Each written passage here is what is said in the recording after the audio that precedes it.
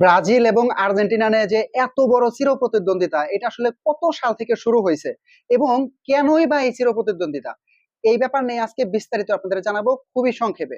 কত সাল থেকে আসলে এই চিরপ্রতিদ্বন্দ্বিতা শুরু? মূলত 1930 সাল থেকে এই চিরপ্রতিদ্বন্দ্বিতা শুরু, কারণ 1930 সাল থেকে বিশ্বকাপ খেলা আয়োজন করা শুরু হয়। আর এই বিশ্বকাপ খেলাকে কেন্দ্র করেই এই চিরপ্রতিদ্বন্দ্বিতা শুরু হয়েছে, যার যার আধিপত্য বিস্তারকে প্রভাব ফেলানোর জন্য। উদাহরণস্বরূপ বলি, পৃথিবী কিন্তু 7টা মহাদেশে বিভক্ত। আমরা যেমন এশিয়া মহাদেশে আছি, ভারত, পাকিস্তান, বাংলাদেশ, এই 3 দল নিয়ে যদি কোনো টুর্নামেন্ট হয়, দেখবেন বিশাল বড় একটা হাইপ উঠে যায়। এর কারণ কি? কারণ আমরা এই 3টা দেশ একটা মহাদেশে অবস্থিত, এটা হচ্ছে এশিয়া মহাদেশ।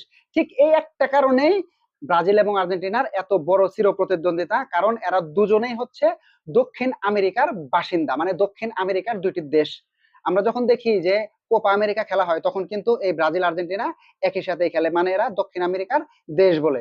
এই হচ্ছে মূল বিষয়, বড় কোনো বিষয় না। প্রথমত হচ্ছে তারা একই মহাদেশে বাস করে, দ্বিতীয়ত হচ্ছে যখন বিশ্বকাপ শুরু হলো তখন তারা নিজেদের দেশকে বড় রাখার জন্য এই ধরনের রাইভাল হিসেবে তৈরি হয়ে গেছে। ভালো থাকবেন সবাই, আসসালামু আলাইকুম।